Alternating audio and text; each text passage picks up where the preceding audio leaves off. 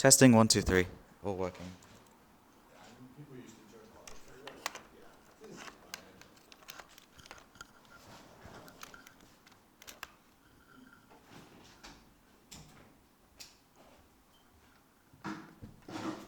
Hello.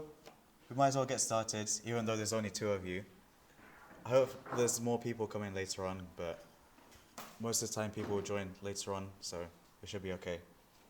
But welcome back. This is Beginner Chess again. Were you guys here last week? You were here? You weren't here? So last week it was Josh doing the teaching because I was on reading week, but I'm back and we're doing middle games. So last week he taught you all about middle games as well, so like principles of the middle game, what is the middle game, and I think he like split you up into two tables and asked you to play a middle game pretty much. Hello. But yeah, so we're basically carrying on what we did last week. We're talking about the middle games again. And we're going into a bit more detail about like how to make a plan, pretty much. Also, I've got some snacks right at the front, so if you want to help yourselves to them, you're more than welcome to. We've got some donuts and we've got some something else, I forgot what it is. But you're more than welcome to take it as well. And you guys as well. But yeah. So I've got some learning objectives for you guys today as well. So you should be able to explain what the middle game is. You should probably already know that from if you came last week, but I'll tell you about it anyway. And also we're going to understand and apply the concept of talking to your pieces. It's a really abstract way of playing chess. I really like it. I saw an article about it and I thought this is really interesting. So I thought I'd share it with you guys as well. And we're going to use that concept to try and form a plan in the middle game. But first of all, what actually is the middle game?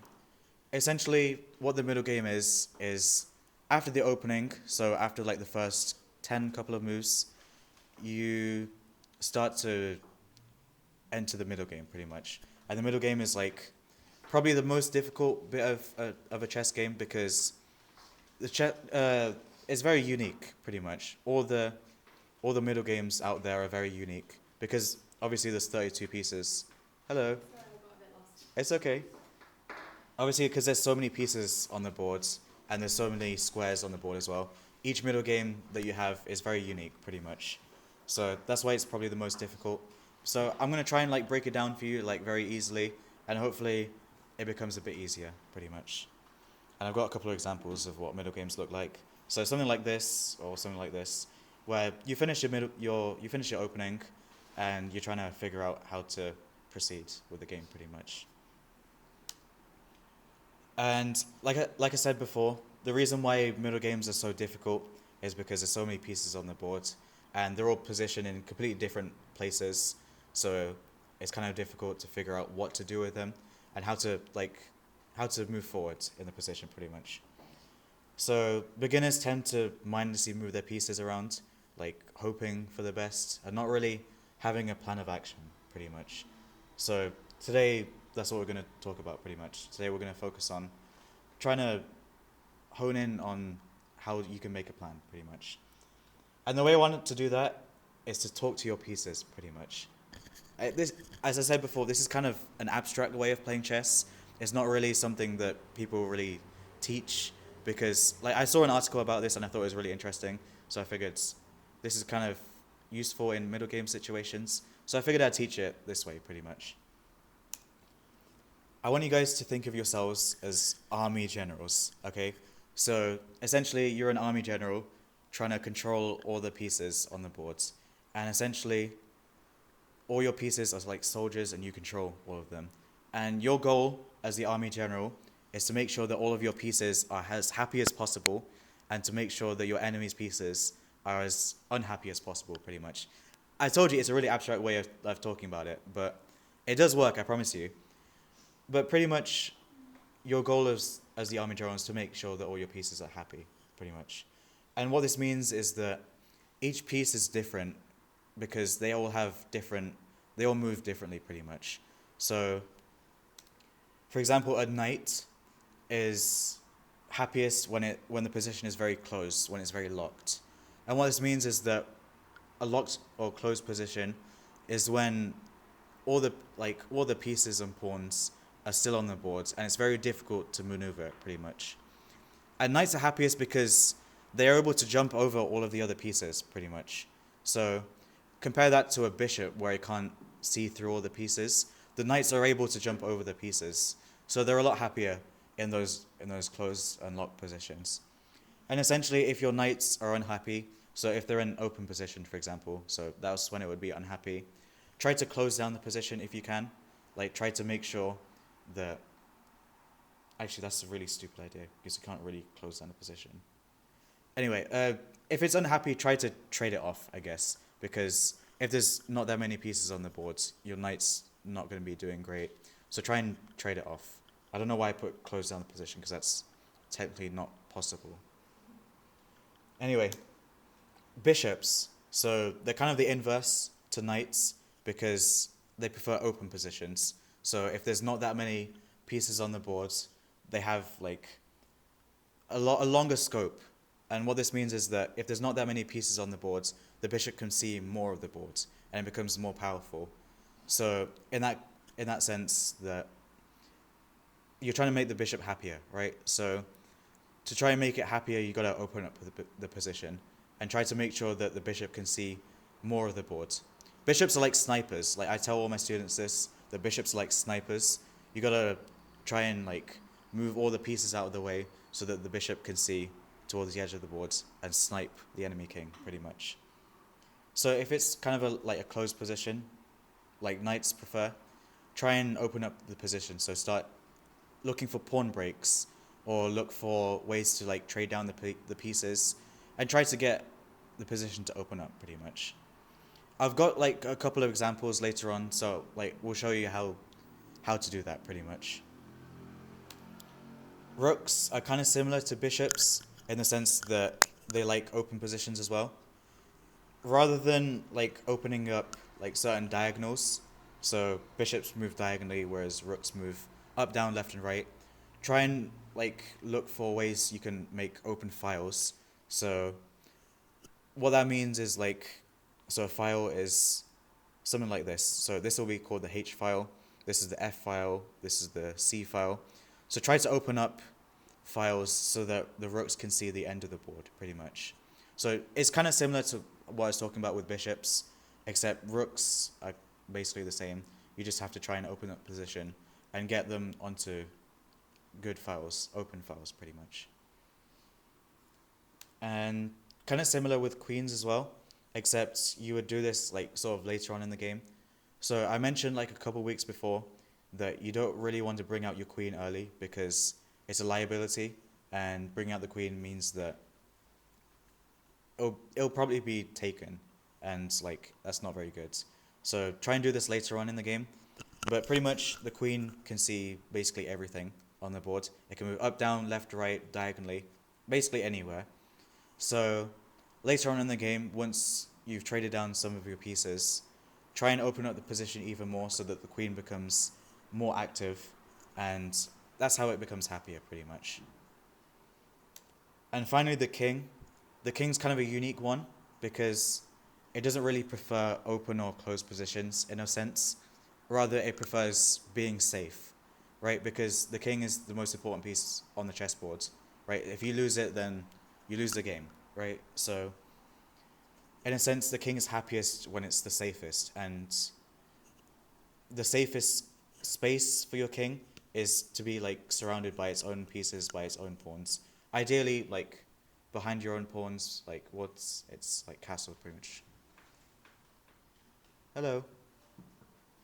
And yeah, basically the king's the most important piece, so it's happiest when it's the safest.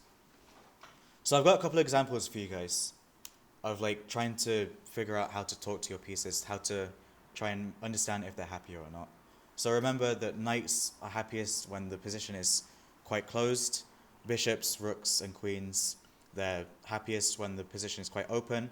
And kings are very happy when the position is very safe, like when the king is very safe. So I've got a couple of examples. I want you guys to try and figure out if it's like how the pieces are doing, pretty much.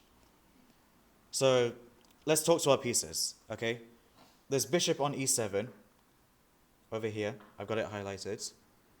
Let's ask it, how is it feeling? What do you guys think it's feeling? No? Not great? How come? Yeah, okay. So it's very sad. Yeah, that's correct. Because as you can see, it's pretty close position. You've got 1, 2, 3, 4, 5, 6, 7 pawns on the boards. So the amount of pawns on the boards makes it like either an open or a closed position. So the 7 pawns on the boards, that means it's pretty closed. So obviously the bishop is feeling very sad. So yeah, that's pretty simple. I'm glad you guys got that.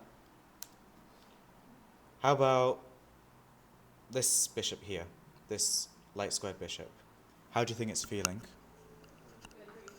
Pretty good, you say? Yeah? How come? Yeah, nice. So this is a position from an opening called the semi-Slav. I've been learning this recently. I had a tournament yesterday. Was it yesterday? I had a tournament yesterday, and I'd like try and learn this opening, and I had a position, nothing like this, but like this is one of the positions that you should aim for to try and get this bishop on a nice diagonal like this. So if you get a position like this, the bishop's very nice. The bishop's feeling very great. I ended up doing terribly in that tournament, but he thinks I did pretty well, but it's okay. He got 4 out of 7 and still somehow loses 4.5 out of 7, so which is pretty good. I got 2.5, but that's not relevant for today. Let's carry on with our examples. How about our rook on f1 over here? How do you think it's feeling? Sad? Not great? Okay, how come? Yeah?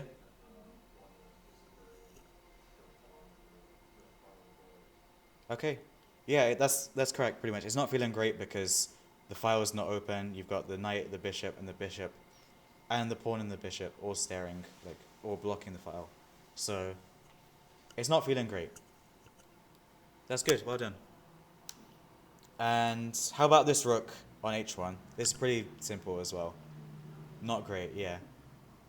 It's the same explanation as before, so it's not feeling great because it's kind of in the corner. It's not really active in the game, and it's like this pawn is blocking its sight on the enemy king. So it's not feeling great. Yeah, well done. How about this knight on f6? This one over here. This is a bit more difficult, I'd say. This is a bit more nuanced position. How do you think it's feeling right now? 50-50? Yeah? So, yeah, what are you going to say? Fif-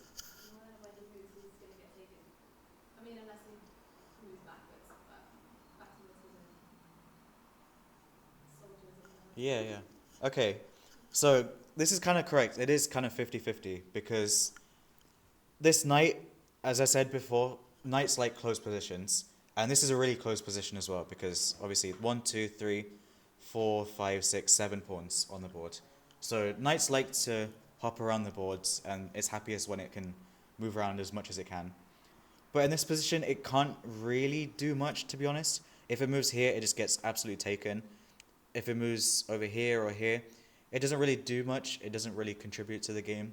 So it's kind of happy, but it's not that happy, if that makes sense. So it's not like black and white. It's sort of shades of grey of how happy a piece is, pretty much. So that's why I wanted to try and tell you about it, pretty much. And I've got another example. How about this knight on c3? How do you think it's feeling?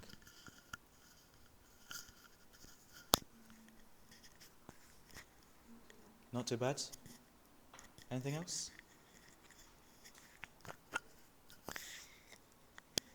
Yeah, so it is. I think this knight is doing really well, actually, because, as I said before, knights like close positions, and this is a very close position, right? So we've got 1, 2, 3, 4, 5, 6, 7 pawns on the board again. But the only difference compared to this one, so this knight compared to this knight, is that it has so much more scope, pretty much. And what this means is it can move around the board a lot more, right? So it can move here, it can move to this square, it can go down if it wants to, but it has a lot more activity in the future, right? So compare this to this one. It doesn't really do much. Like if you move it here or to the side, it doesn't really do much there. But this knight has a lot more activity. So especially to this square over here. So if we move it here, it attacks the queen, and it's probably a good thing as well. So the fact that it has like more squares it can go to, and the fact that it's a close position means that the knight's feeling pretty good. We've got another example. This queen over here on b3. How do you think it's feeling?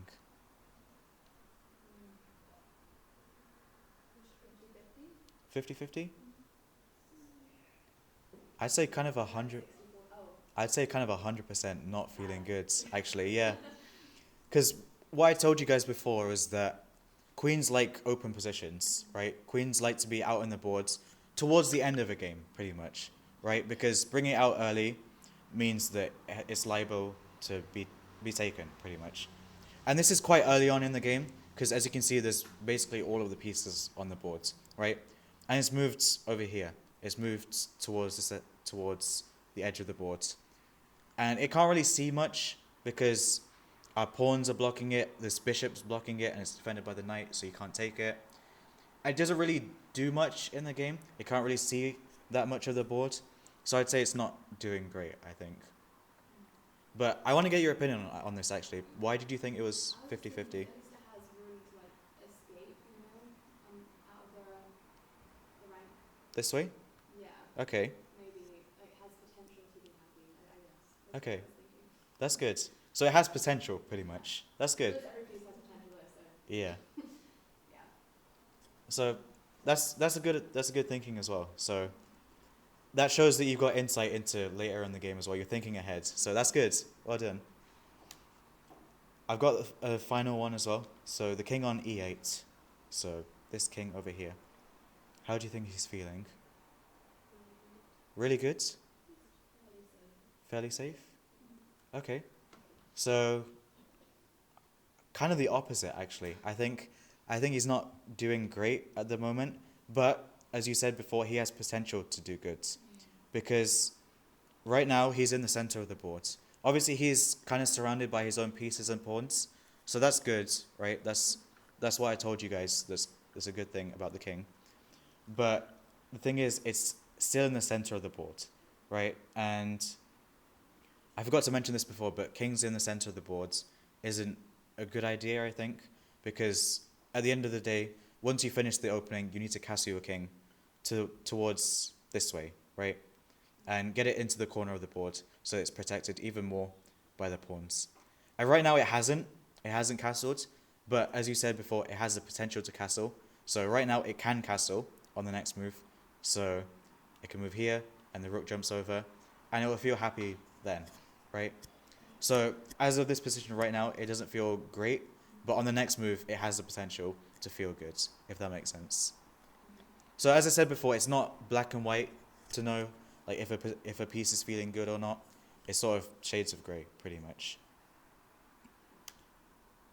So, like I said before, some of your pieces might be happy and some of them might not. And so when you're playing a chess game, your job is to be that army general, right? You're trying to make sure that all of your pieces are feeling good, right? And if we go back to like the previous position, so all the examples, we only looked at them for just one piece.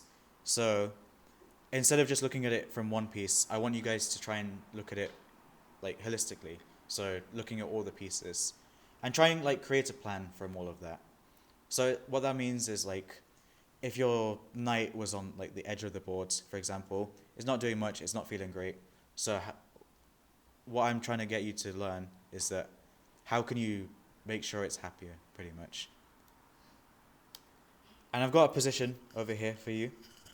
I want you guys to go through piece by piece and try and figure out how you can make each of the pieces happier, pretty much. So you can do it in groups, you can do it in pairs, but have a go at it and like try and figure out each of the pieces. How do you think you can make them happier? How are they feeling, first of all? And if they're feeling great, then that's great. But if you feel that they're not feeling good, how can you make them feel happier? You guys can work in like pairs, you can work in groups, anything. Anything's okay. Hello. Yeah, no worries.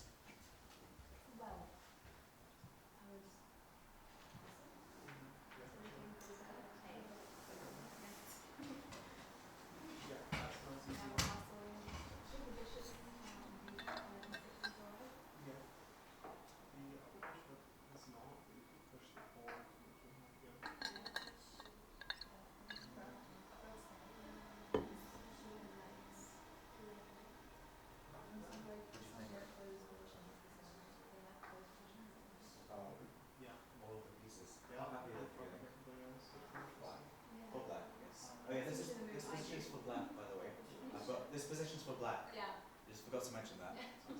I mean, it's good to look at it from white as well because Yeah. it's a two-player game. I'll tell you about that afterwards, but like, Yeah. look at it from black. That's what I was trying to say.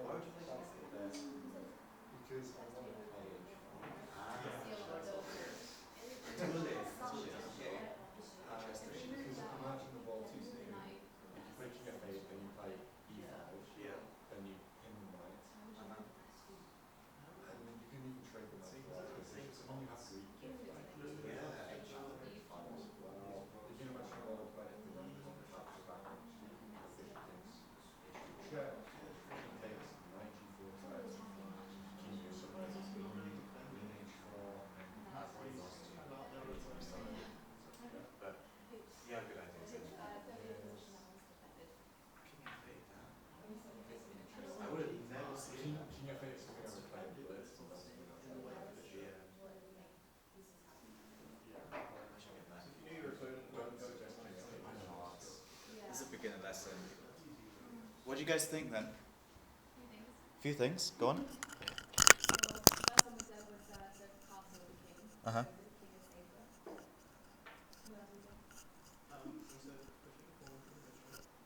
Pushing this pawn for the bishop? Okay. So just to think, like, you were saying that this bishop was feeling sad, so you wanted to get more squares for it, pretty much. Yeah. Was that the thought process behind it? Yeah. That's good.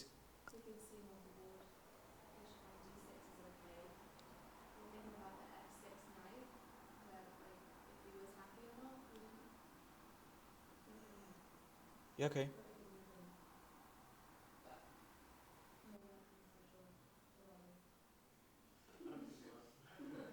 I'll get some insights from you guys then. What do you guys think? Uh-huh.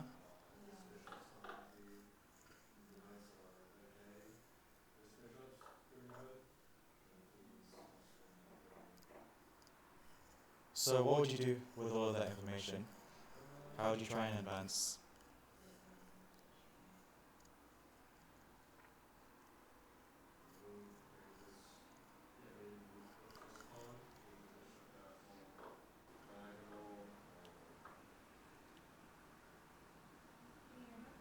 Sorry? Yeah, I can. So he's saying to push the pawn forwards so that the bishop gets active. Yeah. Castle, yeah. Okay. So both of you got like the similar ideas as well, but I think you guys said that you were struggling to figure out. I think we thought that because we wanted to make the queen a bit happier, so we didn't play that story. So we can see, but obviously early in the game. So Yeah, yeah. yeah. So this is what I was saying before, like some pieces might be happy, some pieces might not be. Some pieces you don't really know because it's not black and white. So try and focus on the pieces that you know for sure are not doing great. So your king is still in the center, your rooks are not really in the game. Your bishop, for example, is quite bad right now. So try and focus on the things that you know are bad first before you tackle the things that like kind of in the middle pretty much, the things that you're not really sure about.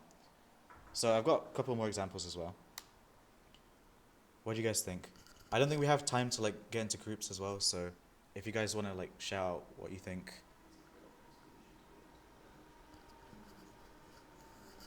Yeah, take some time and. Sorry? Which bishop, sorry? E3, this one? Okay.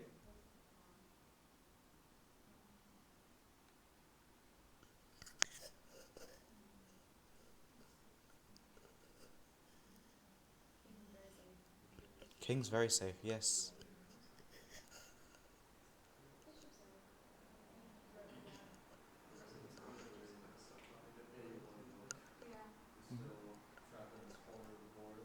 Okay. So what would you do about that then? How would you try and make it happier? I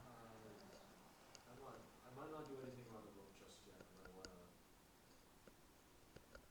maybe try putting the F1 rook into the E rank. So bring it here, pretty much? Okay. So, definitely.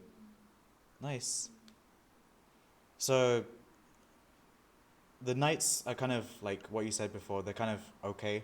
Pretty much they're like they're not really black and white. It's sort of shades of grey again. But as you mentioned before, the rooks are not doing great. So we got to try and figure out a way to get them into the game. And what I was thinking was, I think we can bring this queen in over here and get the rooks to the center pretty much. Because right now, this rook, ideally it should be in the center pretty much, because that's what all of our pieces are, and that's where the potential to like break apart the position are. So if we get the rooks into the center and we get rid of these pawns, because we're trying to push forwards, right? These pawns are going to be traded eventually. So getting the rooks into the center means that it has open files later on in the game. So that's what we're talking about before. Rooks are happier when they're in open files. And we can try and get the rooks into the center by playing something like queen here or queen here and getting the rooks to the center. So that's what I wanted to try and like show in this position. I think I've got two more. This one's a bit more difficult, so you can spend a bit more time on it if you want. How are the pieces doing?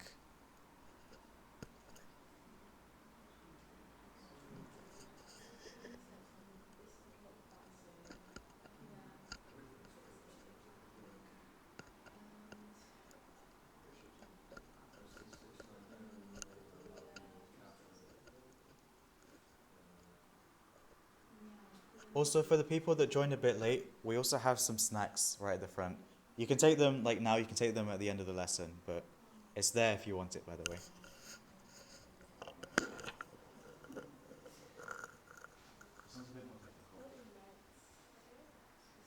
Because it's kind of the position that you would normally get at, rather than the one before, which is kind of ideal. Yes. This is a bit more natural.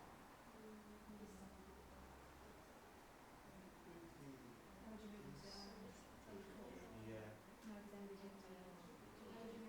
But it has more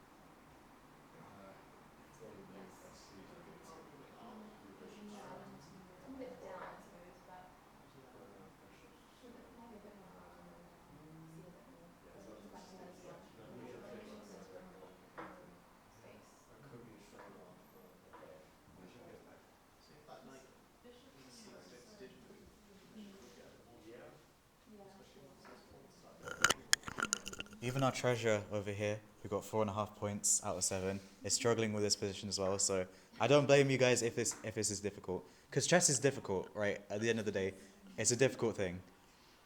But I want to get your ideas. Like, what do you guys think? How are all the pieces doing, and how do you think we can advance? Well, we did castle, Uh huh. which is sort of castle order. So we're thinking about moving the C7 knight. C6. This one. Sorry, E7. E7. Yeah, this one. Yep. Yeah. What do we think that one? Yeah, move to F5. Okay. It's protected by the pawn. We might be even trade off if the bishop wants to take. We're thinking about the bishop is on B7. Mhm. We could move that knight out the way for him, Yep. possibly, or move him to C8. The bishop, I mean. Uh huh. Yes. Okay. So like when that pawn goes, he would have more of more space. Yeah. Okay. That's all we were considering. There's some good ideas. Yeah. I wouldn't know what to do first though. I mean, your first idea of castling, that seems like the logical move pretty much, because at the end of the day, you need to make sure that your king is completely safe before you do anything else. So I'd say castle. Josh had some ideas of like A5 or something. He can explain it later on, but we'll stick to what we're talking about before. You had a question, by the way? Well, I was just saying we're concurring with Josh on castling as well as moving the knight from E7 to the whole explanation about trading off. Okay. Yeah, just concurring with we're on the same page. So you're saying like get the knight over here so that you trade off Correct. for the pawn. And also the castling, we agree with that too. Yeah. So pretty much those are all decent ideas as well. The main thing that I would play would be castle, because I think castling the king is the most important thing. I'm not entirely sure about knight here. Like, it seems like a reasonable move, but the thing is, this bishop, once you trade it off, you sort of get doubled pawns over here, and double pawns are not ideal, pretty much. What double pawns mean is that, so if you have 2 pawns on the same file, so one here and one here, that's not very good, because at the end of the day, this pawn can't really move that far, pretty much. So pretty much, even though it's sort of an equal trade, right? Because knights are worth 3 and bishops are worth 3. Even though it looks like an ideal trade, I think it's, yeah, pretty much. It's not like it. Yeah. Knight F5 is where the knight wants to live, but you have to get rid of the knight square bishop first. Yeah. Good insight. So what did he say? So he said that the knight does want to live here, pretty much, but you want to get rid of this bishop before you can place the knight here. So that sort of becomes your plan of like trying to get rid of this bishop so that the knight can go here. So would you move the B4 bishop down a square? Move the C6 knight to that spot. Sorry, can you say that again? So to do that, to get rid of that white bishop, Yep. on the would you move the black bishop to on B4 to A5 down To- away, and then move that knight to that spot to threaten the bishop? Yeah. Yeah, you can do that, yeah. That's good. Oh, Because I haven't really looked at these positions like that much, to be honest. Yeah. What about B7 bishop to A6 and then beating the bishop diagonally if it's still there? The bishop would be able to take this for free. So That you, was the thought behind A5. So you play A5 and then you play bishop A6. So that way the rook defends the bishop. Okay. it is difficult. wait, play what bishop? So you push this pawn forward, Yeah, and then you play this move over here. right. Because if you play it now, then the bishop just captures. Oh, I see. But if you push the pawn, it's defended by the rook now. So that when the bishop takes, you take back with the rook, right? Yeah. And that also helps the rook a little bit, because I told you guys before that rook needs to have like an open file. That sort of contributes to trying to make it an open file as well, later on in the game. Because the problem with bishop A5, which is your idea to bring your knight to B4, is that white can play A3. So, like, bishop A5,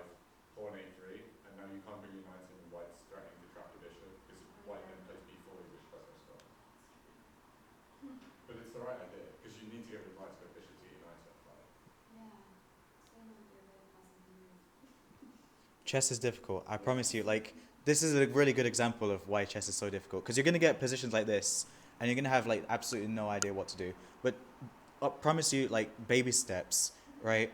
Think of how to make your pieces feel happier, and sort of go from there. Pretty much. Like the first thing that should come into your mind is the king hasn't castled yet, so we should probably castle, right? Take it step by step, pretty much. I've got a final example as well. What do you guys think? How can you make your pieces happier? Or how are they feeling first of all? How can you make them happier afterwards if they're not happy?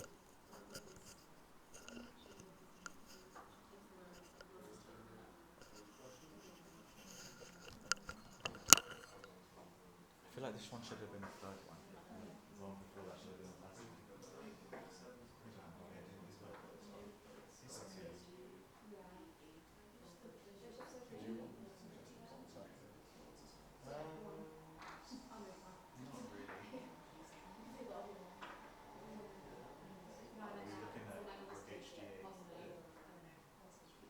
You can play rook D.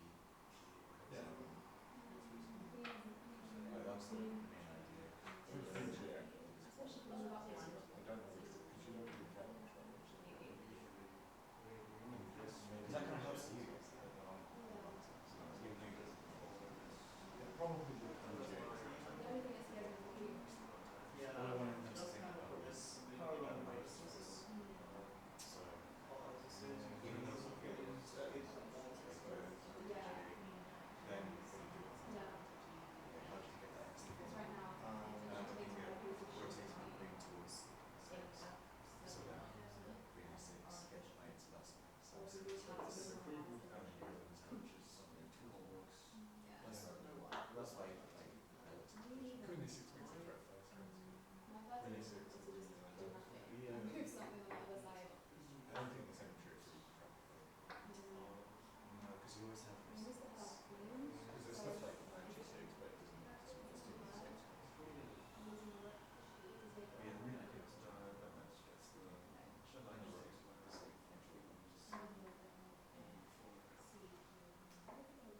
Queen e6, what about that? there should have been a third one. There should have been the one before. And the one Sorry. and the one now. Which would be the one?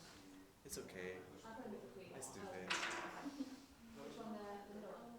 E6. What do you guys think? I feel like this one's a bit easier than the last one. I was saying to Josh before that like I don't know why I didn't put this one as the one before that. But what do you guys think? How are all the pieces feeling?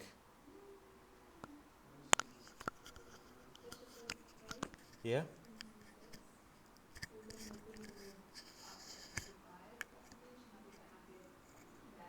Okay. So moving up to c5. Okay. So we're little wondering what to do about their queen. Yep. Right now, if she takes any of our pieces, she'll be taken down. Mhm. So, just leave her there. Yeah. No.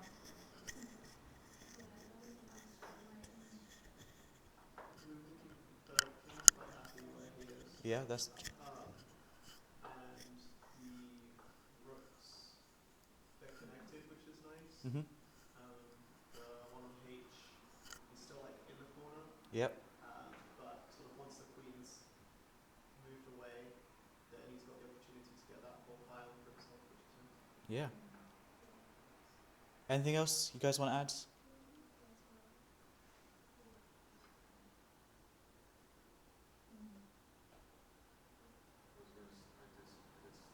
We're suggesting moving the rooks in front of the queen. Yeah. One, either one of them to G8. H, like H2. The one on the H frame. Yeah. Yeah, we were wondering about baiting the queen as well. Yeah. Is it worth losing a rook for a queen? Because we set up our queen, maybe it'll be worth it. Mhm. So the only problem with moving this rook, so the one on the H file, is that once you move it over here, You can take the pawn, exactly, yeah. So instead of doing that, you can move this rook over here, and then that gives this rook the open file, pretty much. Well, semi-open file, there's a pawn in the way. But pretty much, that makes this rook even happier, right?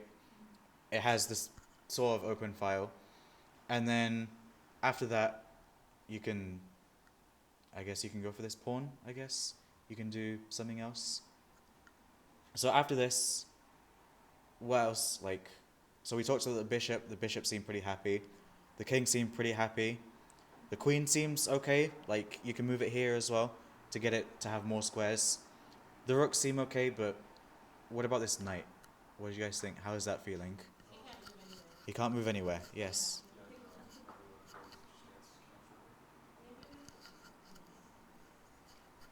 So how do you think we can get that knight into the game then? How do you think we can make it happier? The only way is bringing it to G6. Okay.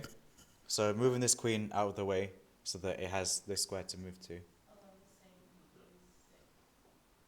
same G6. Uh, Oh wait, or sorry, wait, yeah. So- maybe not, yeah. so yeah, this queen can move over here. So I was thinking maybe you can move it over here to a6, so you threaten this pawn with the bishop and the queen together. And then that gives this knight some more breathing room. It has more space to gallop, pretty much. You saying something before as well? I didn't hear what you're saying. Yeah, move the queen.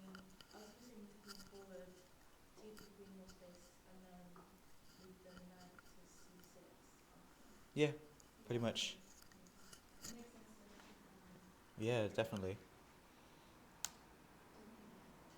So I just want to remind you guys that chess is a two-player game, because all of today we've been talking about like how we can make our own pieces happier, right? But there's someone else on the other side of the boards that also is trying to make their own pieces happier, right?